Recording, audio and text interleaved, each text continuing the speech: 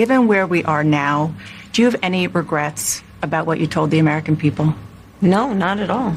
Kamala Harris has confronted the naysayers, those that say she's incapable of doing an interview. Why don't you feast upon this banquet of platitudes? Those of you that say Kamala Harris is incapable of being spontaneous without that sort of living life preserve, that human emotional support animal, Tim Walz.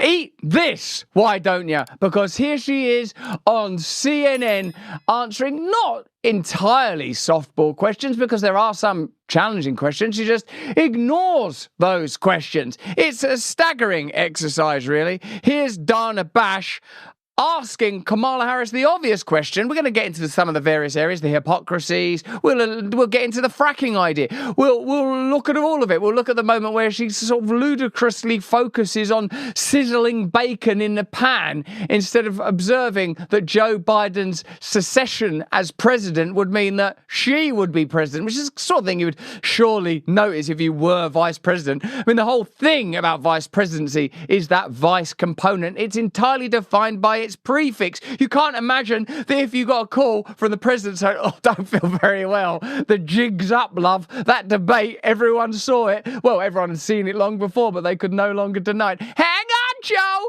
just focusing on the bacon and the nieces. Huey, Louie, and Dewey around. Gotta focus on the DuckTales, baby. Well, many of you might find that hard to swallow. And Joe Biden may be many things, but he ain't hard to follow. Here is Kamala doing her great festival of platitudes on CNN. Vice President Harris, you were a very staunch defender of President Biden's capacity to serve another 4 years. Right after the debate, you insisted that President Biden is extraordinarily strong. Given where we are now, do you have any regrets about what you told the American people? No, not at all. Not at all. I have served with President Biden for almost 4 years now, and I'll tell you, it's one of the greatest honors of my career, truly. He cares so deeply about the American people. He is so smart and loyal to the American people. And I have spent hours upon hours with him, be it in the Oval Office or the Situation Room. He has the intelligence, the commitment, and the judgment and disposition that I think the American people rightly deserve in their president. It's not among the greatest honours of my career. There was that bit where I was an attorney. There was that bit where I prolonged needlessly the sentences of jailed people. There's this endless attempt to fit in with sets and alliances that seem hell-bent on imposing and controlling the freedoms of ordinary people. But also I was vice president for a while, and that was fantastic. Yeah, someone in the Awaken Wonder chat has posted a meme about the increasing net worth of politicians while in power, in particular Biden and Harris, who have seen their net worth, according to this meme at least, increase rapidly. Certainly it's a commonly trodden path for any politician. Increased wealth while serving the public. It's the kind of basic principle that we don't get enough time to discuss, isn't it? That positions of government ought be truly ministry, and to minister means to serve. You should see these people as locked into service for you, not peculiar brokers of arms deals and war games, responding to the tug of corporate strings endlessly, issuing on CNN blandness and platitudes amidst their bacon. These should be seen as servants of the public. There's something about Kamala Harris that I kind of still like. Don't you sometimes try and see the obvious humanity that must be present in any individual, given that we're made in his likeness? It's there in all of us. We're all in serious trouble if we don't ask for help together. This moment, though, does make you wonder. It's one of my favourite moments from the interview. It's the moment where Kamala touches upon the moment where Joe Biden called her. She uses this as an obvious opportunity to talk about domesticity and to render yet more sort of half-arsed ersatz and phatic claptrap. Here it is. When he called you and said he was pulling out of the race, what was that like? And did he offer to endorse you right away, or did you ask for it? It was a Sunday, so I remember the day. It was Moon Day, Thor's Day, the god Thor, Mecredy, Odin's Day, Wednesday. It was a Sunday, the day of the sun. It's named after the sun. so here, I'll give you a little too much information. Go for it. There's no such thing, Madam Vice President. My family was staying with us. I'm just regular like you. I can make millions if I want to. I can have endless wars if that's necessary. Like, the whole thing is performative, isn't it? It's gotten to the point where it's so shellacking claptrap that you can't really detect a reality underneath it anymore. It was a Sunday. I was with my family. Subtext, I'm just like you. And including my baby nieces. And we had just had pancakes and, Auntie, can I have more bacon? Yes, I'll make you more bacon. And then we were sitting down to do a puzzle. And the phone rang, and it was Joe Biden. I hope that's true. I hope that's how the world works. I hope that's how power functions. I hope that it's not all about extraordinary relationships with balkanized, galvanized, carved up nations. I hope it's nothing to do with CIA bases in the Ukraine. I hope that Biden didn't receive significant sums from companies and corporations that subsequently employed Hunter Biden. I hope that there aren't corporations that prevent legislation ever being passed that would meaningfully impact the ability of the pharmaceutical industry, to name but one, to continue to profit and exploit ordinary people. I hope that America is still run by people with a sizzling pan of bacon and a bunch of nieces. I hope that that's still the kind of ominous America that exists somewhere. But I can't help but think that this is a carefully managed piece of TV propaganda. You can't allow dear old Tim Walz and Kamala Harris to just take on a duck walk of public conversation. You can't allow your views to stream freely into political spaces. I think they know already. I think they've long known that they've lost us. I think they know the game is up.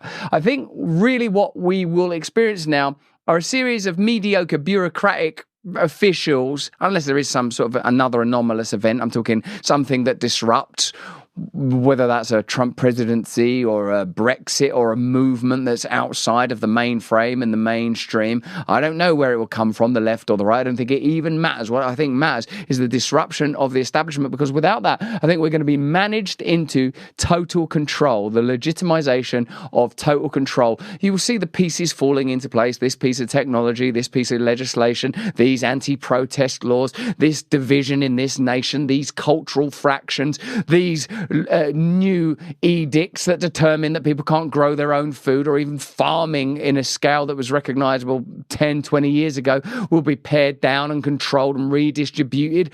Unless something extraordinary happens, seems like that's the way we're going. And I don't think that you can disrupt that over a sizzling pan of bacon fat. Listen, you know that we are partners with Rumble, and Rumble have gotten into the coffee game. Now, if you knew that your coffee had been tainted with pesticides and chemicals, sitting in bags for months, sitting in an old ball bag for months, probably with traces of mold, would you drink it? The answer is, of course you wouldn't. Even Jill Biden wouldn't drink a bag so contaminated. Most of the coffee we consume is stale, flavorless, and full of harmful substances that have a negative effect on our health. Rumble's 1775 coffee, on the other hand, is free from harmful substances and chemicals, whilst it's also rich in flavor. The beans are sourced from high-altitude farms in Bolivia, roasted weekly in Miami, and delivered fresh to your doorstep. As believers in freedom, buying 1775 coffee helps fight back against other coffee makers that don't even care about you none. Join the coffee revolution and brew rebellion with Rumble's 1775 coffee. It's dark, it's delicious, but there are a variety of blends available. All you got to do is go to 1775coffee.com/brand.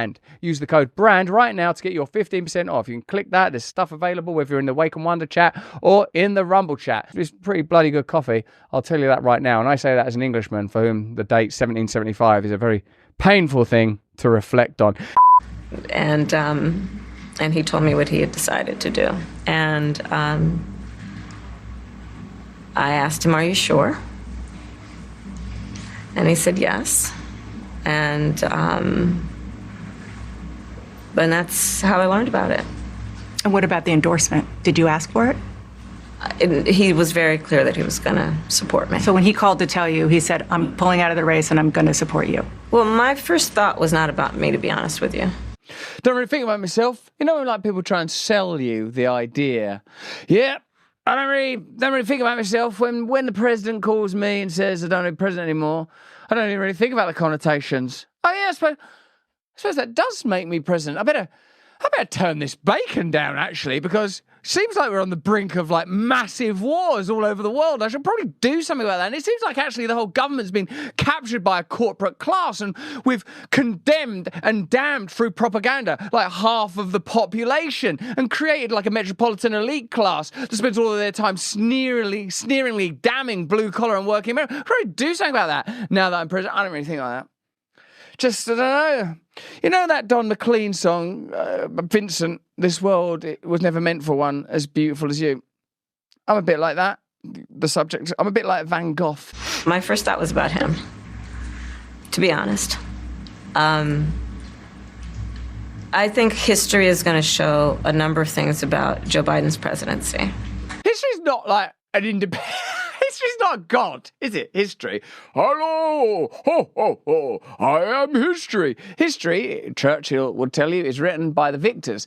History, Foucault would tell you, is deliberately superficial and amounts to propaganda. History is a set of ideas that are pushed in order to put you in a particular perspective. That's why if someone comes up with interesting and novel ideas about perhaps ancient civilizations, or why if someone pushes a spiritual purview, they're condemned as maniacs and lunatics. There's no objectivity in history. History is merely the undergirding of the current order. And if history did have any objectivity, it'd go, Joe Biden, career politician, utterly corrupt in every way conceivable. You can look at his voting records, you can look at his career. He was completely in the hock of corporations, completely in the business of war, seems to be a man without ethics, and I'm beginning to wonder if he even had a fight with Corn Pop. And Corn Pop was a bad dude. I think history is going to show that in so many ways it was transformative, be it on what we have accomplished around finally investing in America's infrastructure, investing in new economies, in new industries, what we have done to bring our allies back together and have confidence in who we are as America and grow that alliance, what we have done to stand true to our principles, including the one of the most important international rules and norms, which is the importance of sovereignty and territorial integrity. And I think history is going to show not only has Joe Biden led an administration that has achieved those extraordinary successes, but the character of the man is one that he has been in his life and career, including as a president, quite selfless and puts the American people first. He was dragged out of that office, wasn't he? By Pelosi and the Clintons and the Obamas. They didn't know what to do. His own wife, in the end, had to throw him under a bus. It was an absolute spectacle of elder abuse and lunacy. And look at what it has spawned. Yet another political candidate who can only be accommodated in environments that are plushy and cushy and soft and platitudinous, that don't allow for interrogation when it comes to war or even simple tax policies, actually, that have been announced, like a capital gains tax thing sounds pretty bloody confusing to me. It's an outrage, it's ludicrous and ridiculous, and even CNN, in their own post-mortem, seem to be in damage control mode. It wasn't a huge, I don't think she moved the ball that much forward. I don't think there's a policy separation that they've created with Biden. Obviously, she gave a kind of personal defense of him. Now, you might not like the way she answered him, but she answered him as a capable, qualified leader. And I do think I think she moved the ball forward a little bit. You know, maybe she didn't score a touchdown. I think the two biggest issues coming out of Biden for her are the economic policies, which she clearly wants to embrace, but also the immigration policies. Dana asked her if she had anything to say about what they did for 3.5 years leading up until the back and forth this year. Completely sidestepped it, did not answer it. She goes back to her time as Attorney General. But again, absolutely nothing nothing, no responsibility, no reflection at all on the day one executive actions or anything else they did for 3.5 years or anything she said in her previous campaign, which was to have the most permissive immigration structure. She's trying to skip a block of time at the debate. Trump cannot allow it. Hey, well, there you go. Let me know what you're going to be doing with your electoral rights this coming November. Let me know how you plan to sustain the onslaught of banality that will be coming your way. Encouraged to lay down supine amidst the anodyne and drink it like a fine wine, when in fact you are too refined to even imagine that this is anything other than another empty, hollow candidate incapable of spontaneity and openness. I pray for the day where the true humanity of Kamala Harris and all of the people that the centrists trot out before us can be experienced and can be lived. At the moment, really, I would have to say that this campaign is doing dark work indeed, furthering corporatism, furthering globalism, furthering division, distracting us from war and massacre, disillusion and despair, and potentially there could be a chance to disrupt it. Firstly, I would suppose by pursuing spiritual principles individually and by recognizing that new tectonic political plates are beginning to shift. At least that's my prayer. At least that's my hope of what could be born out of the Bobby Kennedy, Trump, Tulsi Gabbard shifting and changing anti-globalist movement across the world. But hey, that's just what I think. Why don't you let me know what you think in the comments and the chat? Remember to give us a like and subscribe wherever you are watching this. We stream every day here on Rumble. Stay free if you can.